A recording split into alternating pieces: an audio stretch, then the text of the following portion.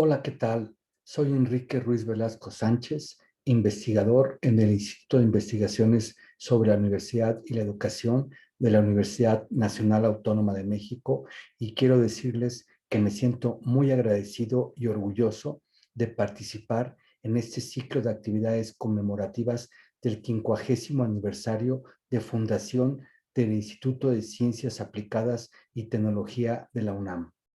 Muchas gracias a su director, el doctor Rodolfo Sanel Especia, y a todas y todos mis colegas de este maravilloso instituto.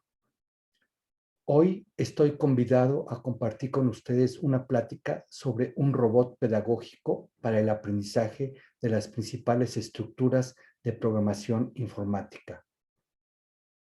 Para ello, he preparado una pequeña agenda que les compartiré, pero antes quisiera informarles sobre el porqué del título de la presentación.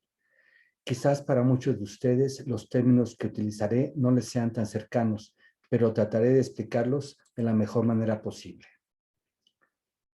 Eh, un robot pedagógico, robótica versus pedagogía, pudieran parecer términos antagónicos, y me parece que un pensamiento unidimensional no se corresponde con el conocimiento verdadero, con el saber auténtico.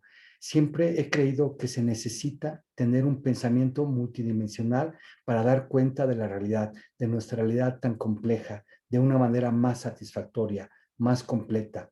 Esto es de acuerdo, porque pienso que la interdisciplina es una mejor manera de explicar el mundo real.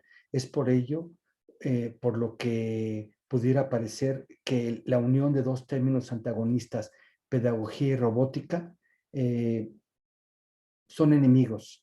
En ciertos casos pudiéramos pensar que uno suprima al otro, y, pero vamos a ver que de acuerdo con el pensamiento de Edgar Morin, estos dos conceptos pudieran colaborar y producir organización y complejidad.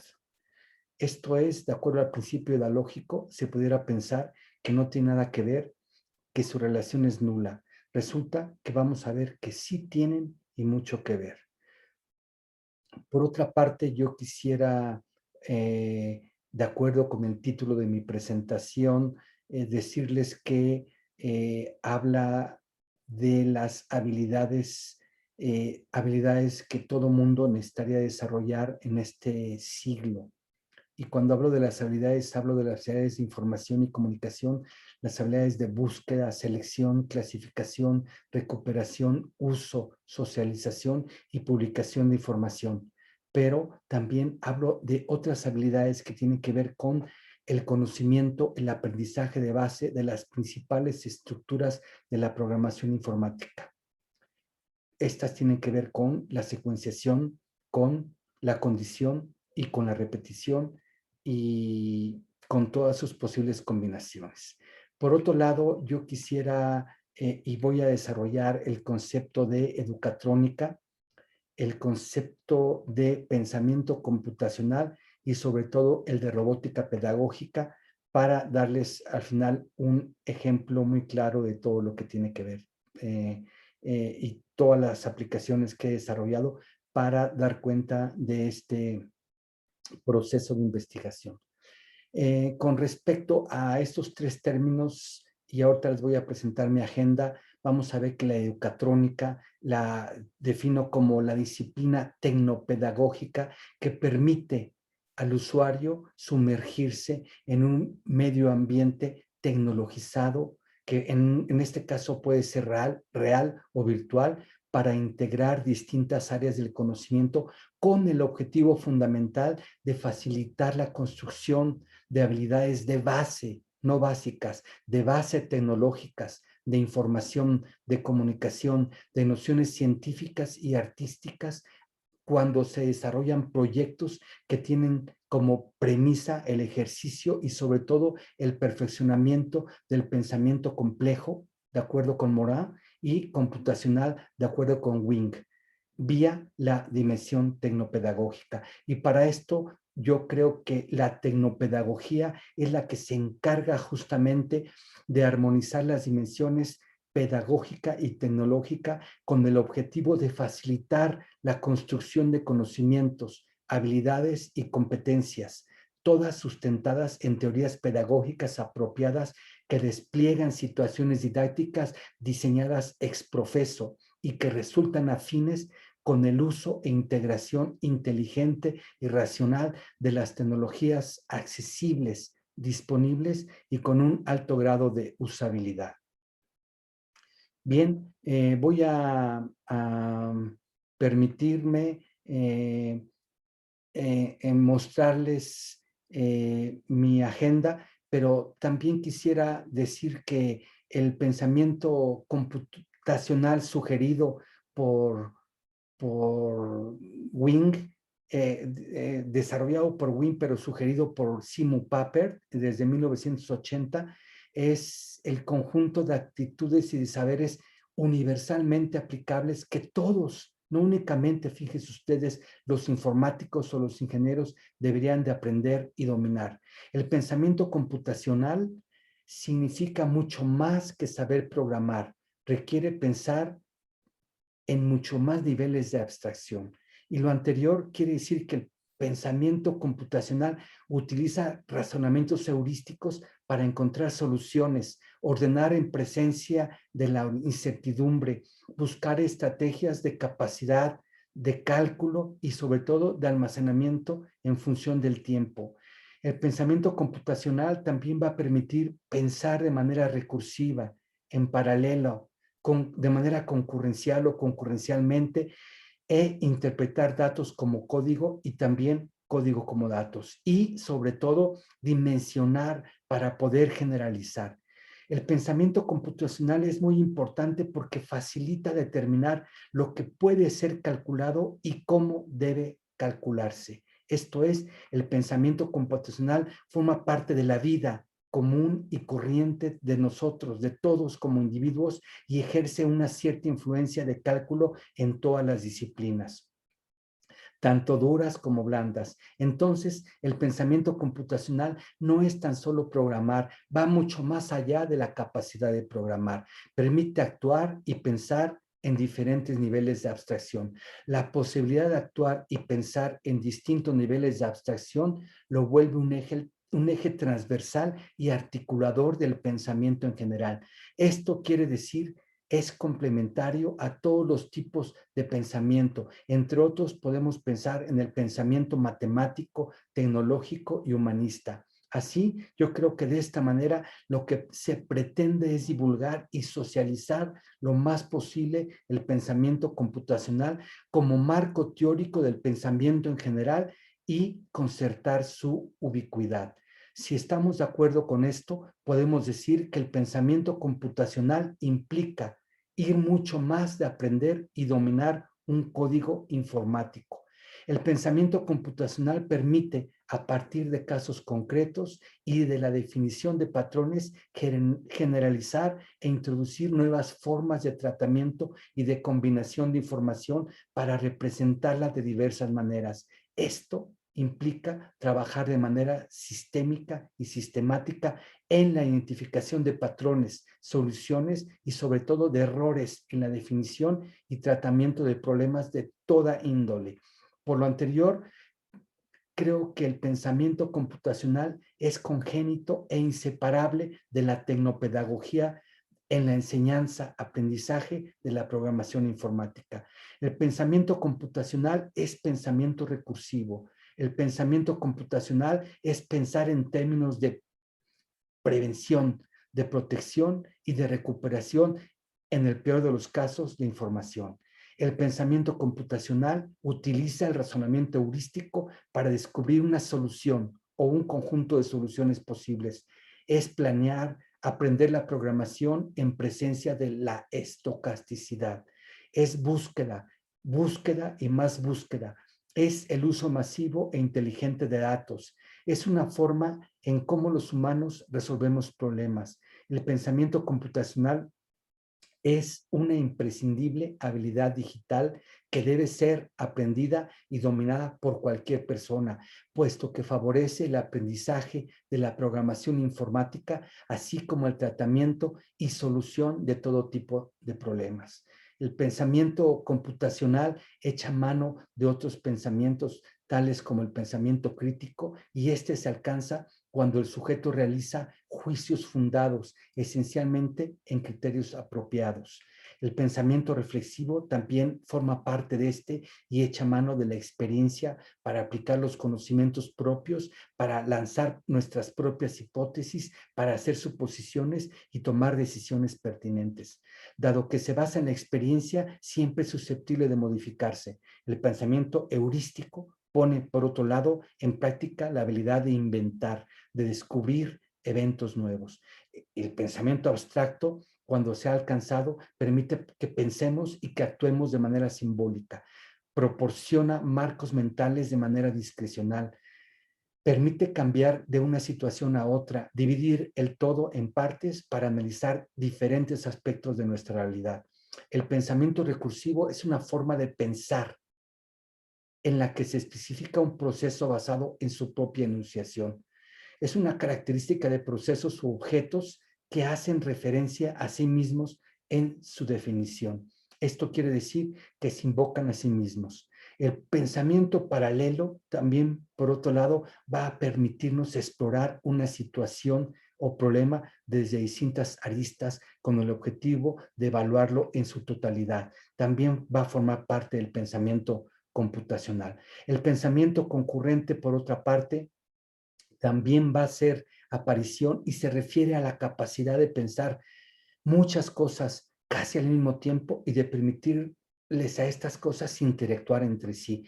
El pensamiento matemático, que es lo que todos quisiéramos desarrollar alguna vez, nos permite saber cómo se ha formado un concepto, una técnica o una teoría, al mismo tiempo de conocer su complejidad para poder usarlos de manera correcta.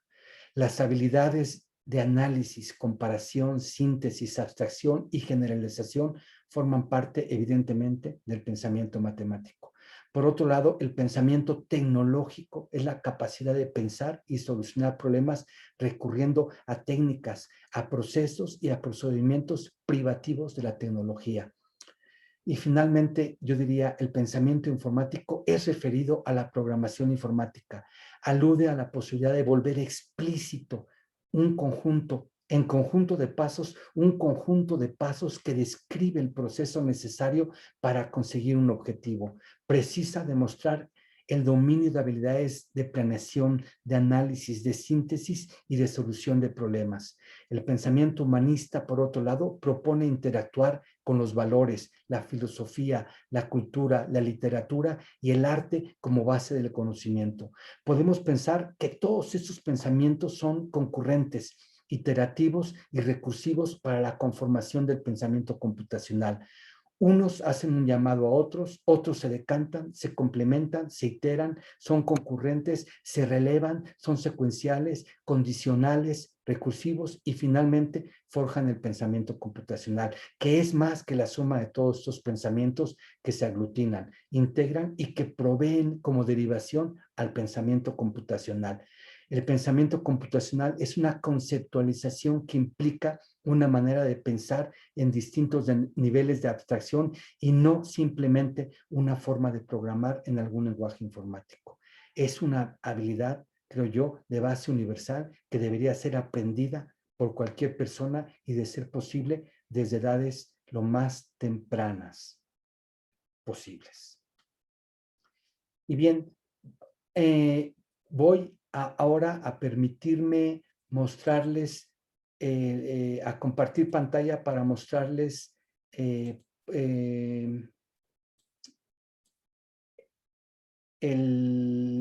índice o la agenda que voy a desarrollar. Ya les hablé un poco del título, por qué el título de esta presentación, un poquito la definición de educatrónica, de pensamiento computacional, y voy a abundar sobre la robótica pedagógica para terminar dándoles una demostración de desarrollo en una aplicación en un teléfono celular. Vean ustedes, Esto es lo que les acabo de mencionar, la relación entre estos tres conceptos fundamentales que tienen que ver con la educatrónica como un ambiente tecnologizado compuesto por un espacio real y virtual, por el pensamiento computacional, del cual les he hablado y que incluye el reflexivo, crítico, lateral, divergente, heurístico, abstracto, paralelo, informático, y la robótica pedagógica, cómo la utilizamos a través de los conceptos mismos de la pedagogía, de la mecánica, de la eléctrica, de la electrónica y sobre todo de la informática. Entonces voy a recuperar un poquito esta definición de educatrónica como disciplina tecnopedagógica que permite al usuario integrar distintas áreas del conocimiento con el objetivo final de facilitar la construcción de habilidades de base, no básicas, de base, pero habilidades tecnológicas, de información, de comunicación, de nociones científicas y artísticas para desarrollar proyectos que tienen como premisa el ejercicio y perfeccionamiento del pensamiento complejo y computacional vía la dimensión tecnopedagógica.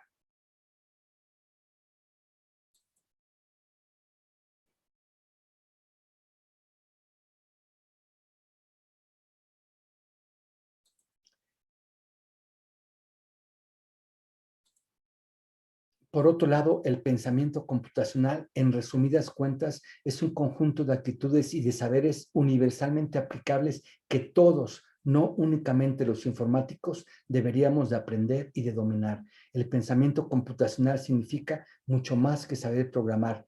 Requiere pensar en todos estos niveles de abstracción que hemos visto. Vean el pensamiento crítico, reflexivo, heurístico, matemático, tecnológico, humanista, informático, concurrente, paralelo, recursivo, abstracto y sobre todo, en este caso, pedagógico. Y bien, ahora voy a hablar de la robótica pedagógica. La robótica pedagógica forma parte de esta triada en donde vamos a ver que es una disciplina que surge de la inteligencia artificial y que se aplica a la educación en general y que se encarga de concebir y de desarrollar robots educativos para que los estudiantes desde muy pequeños se inicien en el estudio de las ciencias en general, como las matemáticas, la física, la electricidad, la electrónica, la informática y la tecnología, las artes y las humanidades en particular. Esta disciplina yo le he venido trabajando desde hace ya más de 35 años y le he dejado el título de pedagógica porque para mí es sumamente importante mostrar todo lo que existe, todas las teorías tecnopedagógicas que la están soportando para poder hacer aplicaciones y desarrollos de innovación tecnológica, pero desde el punto de vista pedagógico. La robótica pedagógica vamos a ver que integra muchas áreas de conocimiento y esta integración es justamente facilitada por el mismo robot y se va a volver significante porque va a permitir la conexión entre la acción concreta y la codificación simbólica de las acciones utilizando, en este caso, robots pedagógicos. Se trata fundamentalmente de crear las condiciones de apropiación de conocimientos y permitir su transferencia en todos los campos del conocimiento. Esto es muy importante porque la robótica pedagógica se ha desarrollado desde una perspectiva de acercamiento a la solución de problemas derivados de muchas áreas del conocimiento, como las matemáticas, las ciencias naturales y experimentales, la tecnología y las ciencias de la información y la comunicación, entre otras. La robótica pedagógica privilegia el aprendizaje inductivo y por descubrimiento guiado. Aquí la inducción y el descubrimiento guiado se aseguran en la medida en que se diseñan y se experimentan un conjunto de situaciones didácticas, yo diría constructivistas, construccionistas y conectivistas, mismas que van a permitir que los estudiantes construyan su propio conocimiento. Vamos a ver que la robótica pedagógica se inscribe en una teoría cognitivista de la enseñanza y del aprendizaje. Y aquí va a exigir, en tanto que proceso constructivista, que el sujeto sea doblemente activo. Por una parte, va a demandar todo, que el estudiante sea activo, que sea activo desde el punto de vista intelectual, pero también desde el punto sensorial. Y alguna de las bondades de la robótica pedagógica vamos a ver que son la posibilidad de integrar muchas áreas de conocimiento, distintas áreas de conocimiento. Vamos a ver que la robótica pedagógica va a permitir operar con objetos manipulables, favoreciendo en este caso el paso de lo concreto a lo abstracto. Va a permitir la apropiación por parte del usuario, de los estudiantes en este caso, de distintos lenguajes que se van a incluir, que van a converger, como el lenguaje gráfico, el matemático, el electrónico, el informático, el robótico, el mecatrónico, etcétera. Y el pedagógico, evidentemente. Y va a permitirnos también operar y controlar distintas variables de manera síncrona. Y al ratito les voy a dar un ejemplo muy claro de cómo la robótica pedagógica permite justamente la representación del fenómeno en estudio y su simulación en tiempo real. Las dos cosas, cómo se hace en la vida real, pero también cómo se simula, y esto va a ser de gran ayuda para apoyar a los estudiantes en el paso de lo concreto hacia lo abstracto, sobre todo a los más pequeñitos. Vamos a ver cómo la robótica pedagógica desarrolla un pensamiento sistémico y sistemático y va a permitirnos construir y probar nuestras propias estrategias de adquisición de conocimiento a través, evidentemente, de una orientación pedagógica adecuada. Y para esto vamos a ver que se diseñan un conjunto de situaciones didácticas ex profeso que van a permitirle que el estudiante desarrolle y construya y haga evolucionar su propio conocimiento. Va a permitir en general la creación de entornos, de ambientes ricos de aprendizaje. Y en este caso vamos a ver que estos van a poder ser reales y virtuales. Va a permitir el aprendizaje del proceso científico y de la representación y modelización matemáticas, porque al final de cuentas lo que se está haciendo es justamente esta posibilidad de recrear este proceso de observar, de experimentar, de probar, de lanzar hipótesis hasta que estén de acuerdo con la evolución propia de este conocimiento. Vamos a ver que dado el carácter polivalente y multidisciplinario de la robótica pedagógica, esta nos puede ayudar a desarrollar una cultura tecnológica para nuestro país que nos permita ser independientes desde el punto de vista tecnológico, y esto se puede hacer, se puede crear sí, solo si permitimos que nuestros estudiantes comprendan, integren, desarrollen y mejoren y sus propias tecnologías. No basta con darle la tecnología y que sepan cómo funciona, sino tienen que desarrollar su capacidad de innovación, de invención, de creatividad para desarrollar nuestras propias tecnologías y dejar de ser usuarios pasivos y compulsivos compradores de tecnología que nos están únicamente vendiendo. Cuando hablamos de realizar proyectos prácticos y colaborativos para aprender a aprender y explicitar la filosofía y construcción y control y programación de prototipos robóticos con fines didácticos, aquí lo que pretendemos es mostrar que es factible integrar de manera pedagógica las nuevas tecnologías de la información y la comunicación para que los estudiantes de muy jóvenes se inicien y sientan esta práctica de una manera amigable, lúdica, disfrutable, pero sobre todo transformable en sus propias vidas. Voy a darles un ejemplo muy claro de cómo he trabajado a lo largo de ya muchos años en la Universidad Nacional Autónoma de México, en los distintos laboratorios de los cuales yo he sido responsable, y sobre todo en el laboratorio de cómputo y robótica de la Cresta de las Ciencias del Museo Universo de la UNAM a lo largo de muchos años, y ahora desde la Academia Mexicana de Ciencias, en donde yo soy el director del programa de cómputo y robótica para niños y jóvenes de la propia academia. Aquí vamos a ver cómo aprendemos a construir robots pedagógicos siguiendo 4 fases importantes que tienen que ver con el desarrollo mecánico, eléctrico, electrónico e informático de un robot pedagógico. Evidentemente es importante señalar que siempre trabajamos con materiales de recuperación y de reciclaje, y en este caso que les voy a mostrar, vamos a ver cómo el elevador, un prototipo didáctico muy sencillo que puede ser construido de manera muy sencilla con cartón o con materiales, con madera o con acrílico podemos construir un dispositivo, un prototipo didáctico y con pegamento, una pila y un motor eléctrico y con plumones, hilos y con una interfaz electrónica y con un teléfono celular, construir este elevador robot y programarlo en y desde la distancia. Y esto quiere decir que los estudiantes pueden comprender muchas partes importantes de lo que implica la construcción de un robot pedagógico, didáctico, con un sentido evidentemente educativo, pero lo más importante es que van a aprender las habilidades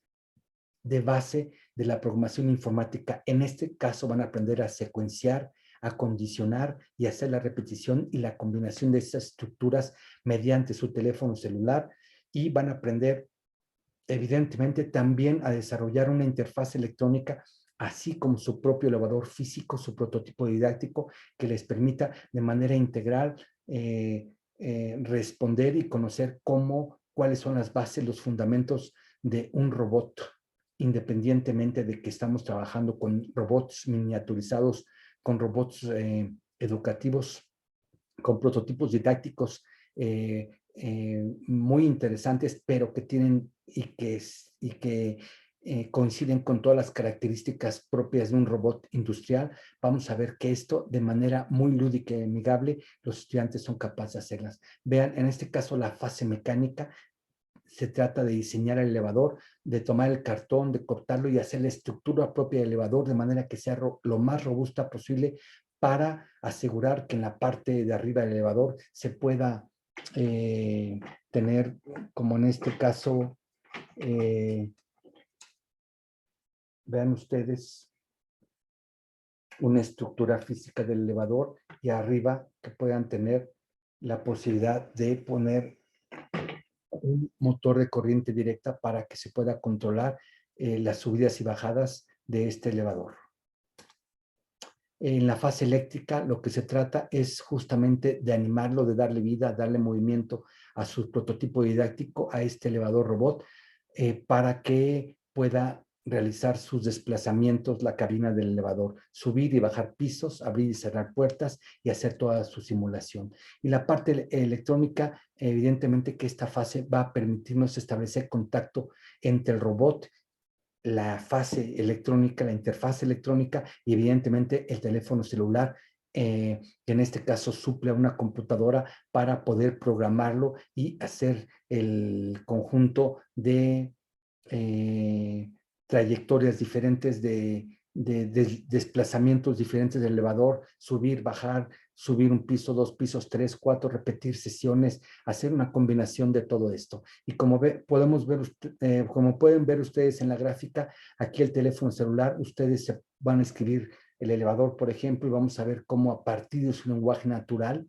los estudiantes, los niños van a poder de una manera muy sencilla decir, dar las órdenes, secuenciarlas, hacer la combinación de las instrucciones, de las estructuras de condición y de repetición, y van a poder hacer cosas muy interesantes, tan complejas como se pueda y como lo permita la programación informática, y que de hecho está considerado para ello, porque la combinación de la secuencia, la condición y la repetición y bueno, evidentemente las variables eh, y, eh, y las posibilidades de introducir variables para hacer todo este desarrollo tecnológico de una manera muy sencilla, muy natural y sobre todo secuencial, y después volverlo mucho más complejo, es lo que pretendemos al final de todo esto. Y esto implica evidentemente este pensamiento computacional, que no se refiere únicamente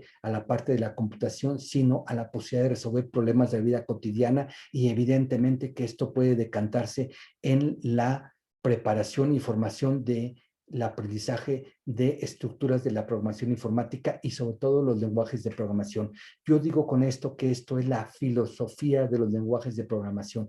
Con esto podemos aprender, y sería, valga la analogía, con relación a las lenguas naturales, el aprendizaje, en el caso de las lenguas romances como el español, el romano, el portugués, el francés y el italiano, sería el aprender estas estructuras para cualquier lenguaje de programación artificial informático. aquí las estructuras, las bases estándares para que el estudiante sea capaz de, independientemente de cualquier lenguaje, poder seguir, programar y controlar, en este caso, dispositivos tecnológicos como un robot pedagógico. Vean ustedes, les muestro, esto es un ejemplo de diferentes prototipos, en este caso, un tío vivo, unos caballitos hechos con materiales todos de cooperación, en donde los estudiantes pueden echar mano de sus capacidades artísticas también, de dibujo, de construcción del propio engrane, que no es tan fácil hacerlos y que ahora sí los podemos producir con impresoras de tercera dimensión.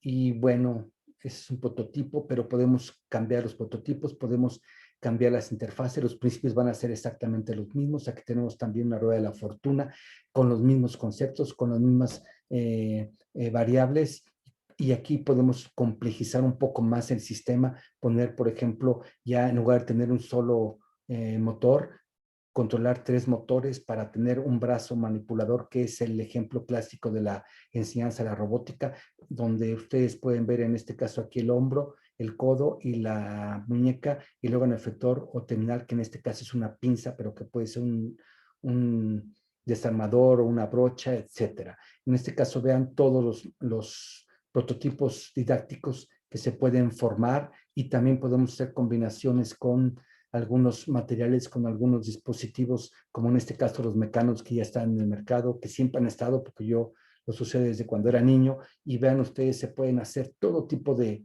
prototipos didácticos para el aprendizaje y la enseñanza.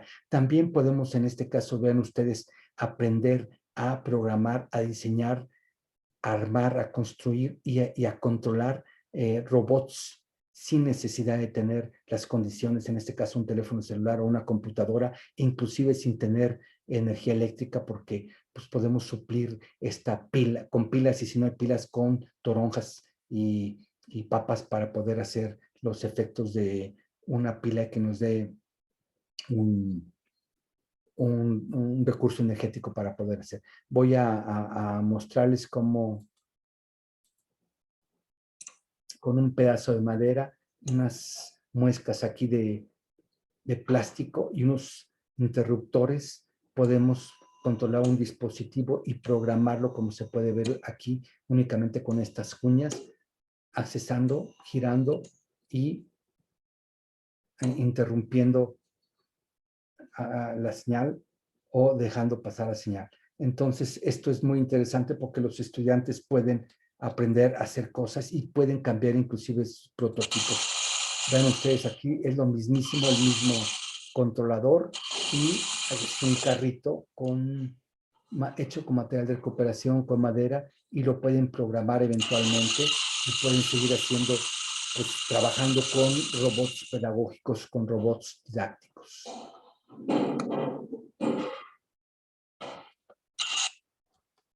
Vean este mismo dispositivo que hace las funciones de controlador, puede controlar uno o varios robots, como en este caso, y vean ustedes cómo pueden ser programados, y podemos aprender conceptos como concepto de concurrencia o de paralelismo, cómo en paralelo se pueden controlar uno, dos o tres dispositivos con un prototipo didáctico únicamente mecánico, controlado de esta manera y programado como si fuera un robot de la vida real. Como pueden darse ustedes cuenta, podemos trabajar con materiales de reciclaje y de recuperación de distintos materiales o de conjuntos para armar, ya sean de plástico, de aluminio, de los que ya están disponibles en el mercado. La combinación es interesante, pero lo más interesante de todo es que ellos echen a volar su capacidad de imaginación, de imaginería mental, y que no se les dificulte nada, que innoven, que creen, que inventen, despertar su imaginación y su creatividad y echar a volar. Esta imaginación es lo más importante en este caso desde el punto de vista de la robótica pedagógica. Esos proyectos pueden ser de diferentes áreas o disciplinas, o pueden ser las combinaciones para producir cosas importantes y volverlo complejo. Aquí lo interesante es utilizar materiales de recuperación, de reciclaje, y utilizar su fuerza y libertad de imaginación. Vean ustedes, aquí está un niño construyendo un dispositivo con diferentes sistemas de engranajes para reducción de velocidad. Hay muchas formas de trabajar. Y en este caso vamos a ver que pueden hacer proyectos de biotecnología, de química, de medición, de técnicas industriales, de ciencias de la tierra, de lenguajes, de geología, de electricidad, etcétera, de biología, de robótica misma. Y todo esto para solucionar problemas reales y contextualizados. Y aquí, vean ustedes, el conocimiento es una herramienta más que va a permitir solucionar un problema o alcanzar objetivos más amplios o generales. Aquí se va a privilegiar todo el tiempo la socialización del conocimiento en vez de la competencia y el individualismo. Aquí vamos a garantizar la autoconfianza y autoestima por parte del usuario. Ustedes no se imaginan cuando los niños son capaces de echar a andar sus primeros robots, ya sean sus carritos o sus muñecas, las niñas. Bueno, es una alegría impresionante. Aquí podemos ver cómo podemos combinar los juegos, los juguetes de los propios estudiantes, animarlos y combinarlos para poder programarlos y hacer cosas interesantes en y desde la distancia. Esta es una página mía que se llama roboticapedagogicamóvil.blogspot.mx, en donde yo muestro cómo se puede desarrollar desde las bases un robot pedagógico de una manera muy simple y natural. También les quiero decir que en esta página ustedes pueden ver un video en donde se hizo un récord Guinness de robótica móvil, en donde se controlaron con un único teléfono celular de bajo costo, se controlaron 1,867 robots construidos por los propios estudiantes, que eran niños y niñas entre 6 y 13 años de edad, y lograron un récord de 1,867 robots controlados en dos ciudades distintas, en la Ciudad de México y en la ciudad de Puebla, al mismo tiempo, en tiempo real. Esto fue muy importante porque contamos con la participación de 250 niñas y niños con capacidades diferentes, en donde ellos fueron capaces de armar, de construir y de programar sus propios robots pedagógicos para aprender, para iniciarse y para demostrarse a sí mismos que las matemáticas, la geometría, la física, la mecánica, la electricidad, la electrónica y la informática, el inglés y muchas áreas de conocimiento pueden integrarse en un pretexto como la construcción de un robot pedagógico tan sencillo, pero amigable, lúdico y sobre todo que les permita entender muchos conceptos e introducirse y eh, interesarse por el estudio de las ciencias en general y de la tecnología en particular, y sobre todo también cuando hablen o se interesen por las ciencias humanas o las ciencias sociales, también ellos puedan desarrollar y aplicar la tecnología de una manera diferente. Actualmente yo doy un curso en la plataforma Coursera a través de la Universidad Nacional Autónoma de México, que se llama Robótica, y ya cuenta con más de 220K inscritos que han tomado el curso. Es un curso para iniciarse en el estudio de la robótica, y bueno, los resultados son muy alentadores y creo que se pueden seguir mejorando. Vean, este curso se toma en Coursera y antes de despedirme, yo quisiera hacerles la demostración de la aplicación que he desarrollado para el aprendizaje de las principales estructuras de la programación informática. Entonces, voy a dejar de compartir la pantalla y voy en este caso a mostrarles cómo es que he hecho este proceso de aplicación a través de un teléfono celular, cómo se puede simular y al mismo tiempo, en tiempo real, ver el fenómeno físico que está sucediendo para que los estudiantes tengan la alimentación en tiempo real de lo que están haciendo. Y bien, la aplicación se llama Educatrónica y está disponible tanto en sistema operativo eh, iOS como Android. Y en este caso voy a mostrarles la aplicación en Android y también se las puedo mostrar en iOS. Y vean ustedes, se llama Educatrónica. La pueden descargar, es gratuita y es muy sencillita. nos da la posibilidad de crear un programa en medio minuto, todo a partir de ese lenguaje natural, todo en español. No es necesario aprender manuales y manuales, únicamente vamos a ver una secuencia sencilla. En este caso es muy fácil, las instrucciones solo son subir y bajar, porque es un elevador, sube, baja, espera, abre y cierra puertas, espera un tiempo para abrir y cerrar puertas, no puede haber más de 6 personas en el elevador y hay ciertas condiciones de tiempo para poder hacer complejo el conjunto de estructuras, por ejemplo, de las condiciones o la repetición o el while, el repite o el while mientras no se esta condición hace esto, pero hay una secuencia, la secuencia es muy sencilla, sube un piso, hace una pausa de 2 segundos, sube otro piso, hace una pausa de 3 segundos, baja 2 pisos, hace una pausa para que suba la gente, baje, suba, y así la secuencia o la estructura ya combinada de una secuencia, dentro de la secuencia una condición, y dentro de la condición una repetición, y dentro de la repetición una secuencia, y así sucesivamente hasta el infinito. En este caso es muy importante para que los niños puedan ver y se hace la simulación del teléfono en tiempo real, y también lo interesante es, yo creo, que ellos sean capaces de construir su propio robot de esta manera, aprendiendo el desarrollo de la interfaz electrónica, la parte mecánica, la eléctrica y sobre todo la programación informática que ya está dada aquí.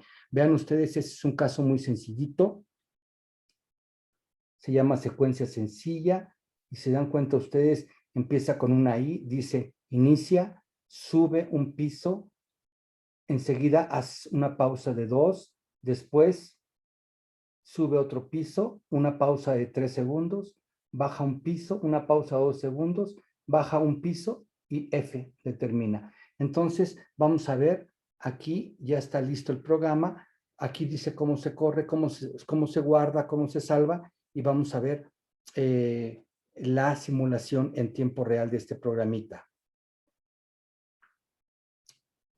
En este caso, vean ustedes, aquí está el elevador y yo lo puedo posicionar entre el 1 y el piso 7. En este caso lo voy a posicionar en el piso 3. Ahí está, vean ustedes, posicionado en el piso 3. Y entonces voy a decirle que suba un piso, que espere, que suba otro piso, que espere, que baje 2 pisos, que espere y que termine, ¿sí? Entonces, el programa es sube un piso, espérate 2 segundos, sube otro piso, espérate 3 segundos, baja un piso, espérate 2 segundos y luego baja otro piso. Entonces vamos a darle la secuencia. Aquí está el programita, lo pueden ustedes ver.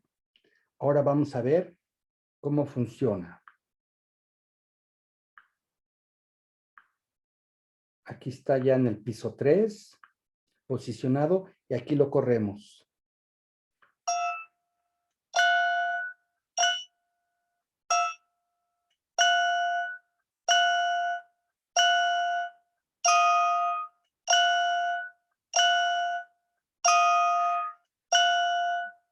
Y baja un piso.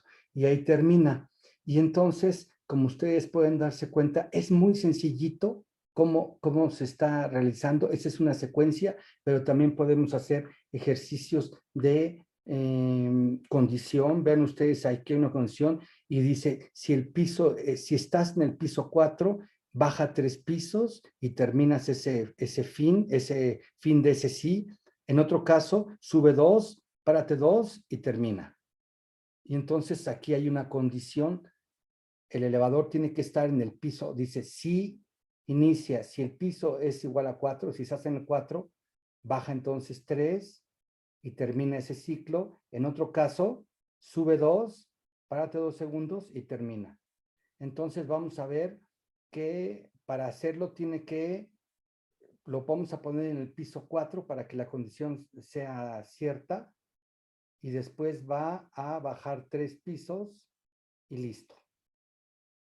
Entonces voy a posicionar al elevador, lo voy a posicionar en el piso 4 para que la condición sea cierta.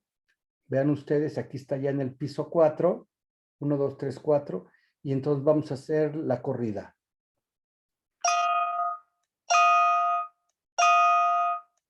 Bajó 3, espera y terminó. Y si no hubiera sido la condición, si lo ponemos en el piso 3, entonces va a subir 2 y pararse 2 segundos. Nada más subir 2, que es muy sencilla la condición. Entonces vamos a ponerlo en el piso 3 para que no se dé la condición. Y entonces lo que tiene que hacer es subir 2 pisos, o sea, se va a quedar en el 5. Vamos a hacer la corrida. En el piso 3, ahí está. En el piso 3 lo voy a correr.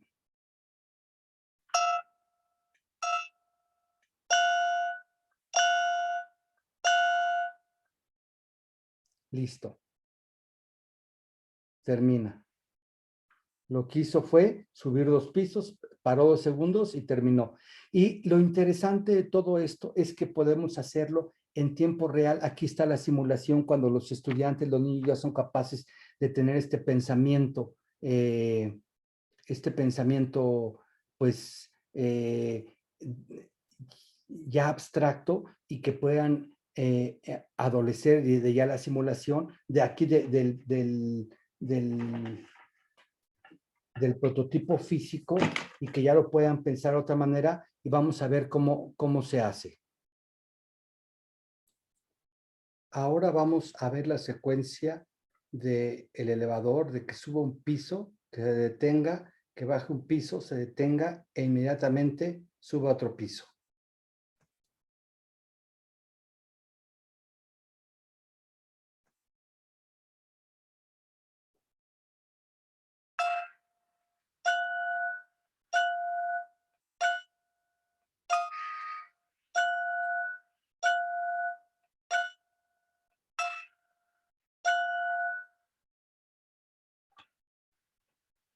Y se detiene.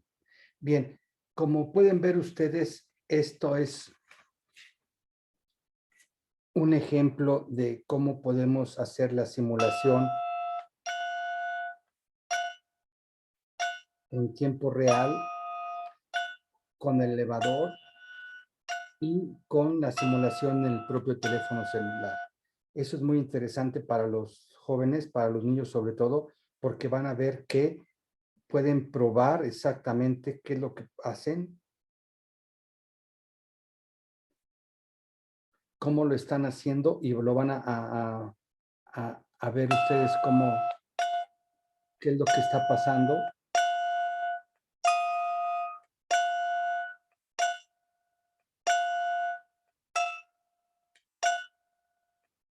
Una vez que los niños tienen la posibilidad de observar que su elevador físico funciona también, ya pueden hacer caso omiso de su elevador y ponerse a trabajar únicamente con las simulaciones. Cuando estamos trabajando con niños, la simulación no basta y es importante que ellos tengan el referente concreto, físico, para poder poco a poco hacer esta construcción y aprender el lenguaje de programación. Es muy sencillo y yo quiero mostrar que únicamente en 3 pantallitas de ese tamaño, vean ustedes, está toda la teoría de cómo pueden programar, que es básicamente la secuencia y la condición que les va a permitir ellos como elevadoristas construir el conjunto de instrucciones para aprender la filosofía de los lenguajes de programación. Ojalá que con esta explicación haya quedado más o menos claro y si no, estoy atento a sus preguntas. Muchas gracias y quedo atento.